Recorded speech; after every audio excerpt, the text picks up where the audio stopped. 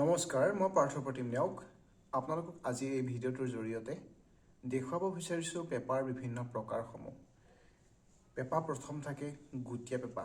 গুটীয়া পেপাটোক কোৱা হয় গৰখীয়া পেপা বুলিও কোৱা হয়।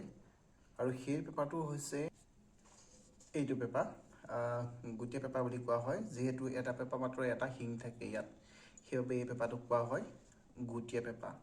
আৰু আমাৰ যদিহে এই পেপাটোতে যদি দুটা শিং লগ লাগি থাকে, এনেদৰে যদি দুটা শিং লগ লাগি থাকে, তেতিয়া এই পেপাটোক কোৱা হ'ব জুৰীয়া পেপা।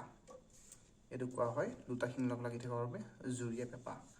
আৰু যদিহে আমি সেই একেটা জুৰীয়া পেপাকে যদি আমি দুখন হাতত দুটালৈ বজাওঁ, এনেদৰে যদি বজোৱা হয়, আপোনালোকে বহুতো হুঁচৰিত দেখিছে, বহুজন ব্যক্তিয়ে এনেদৰে বজোৱা হয়।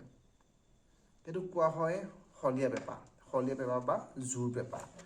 আৰু অসমৰ সাংস্কৃতিক ইতিহাসত আচলতে পোনপ্ৰথমবাৰৰ বাবে মই এনেকুৱা এটা পেপা সৃষ্টি কৰিছোঁ, যিটো পেপা হৈছে মই নাম দিছোঁ ত্ৰিমুখী পেপা। সেইটো পেপা তিনিটা শিং একেলগে লগ হৈ পেলাই বজোৱা হয়। এইটো শিং হৈছে ত্ৰিমুখী পেপা। তিনিটা শিং একেলগে বজোৱা হয়। শব্দটো যদি আপোনালোকে ভাবিছে দিব পাৰে, হ'ব বা শুনাই দিছোঁ।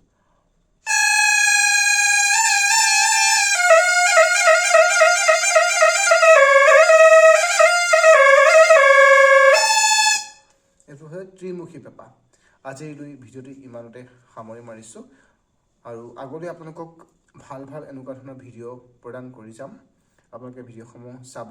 আৰু কাৰোবাক যদি বাদ্যৰ প্ৰয়োজন হয়, আপোনালোকে ক্ৰয় কৰিব বিচাৰে, তেতিয়াহ'লে মোৰ যোগাযোগৰ নাম্বাৰটোত যোগাযোগ কৰিব। সকলো ধৰণৰ পেপা পাব, সকলো ধৰণৰ বিহুৰ বাদ্য পাব। প্ৰতিটো লোকবাদ্য আচলতে নিৰ্মাণ কৰিছোঁ আৰু আপোনালোকৰ বাবেই নিৰ্মাণ কৰিছোঁ। আৰু প্ৰয়োজনত আপোনালোকে যোগাযোগ কৰিব। আজি ভিডিঅ'টো চাই কেনে পালে আপোনালোকে জনাবলৈ নাপাহৰিব।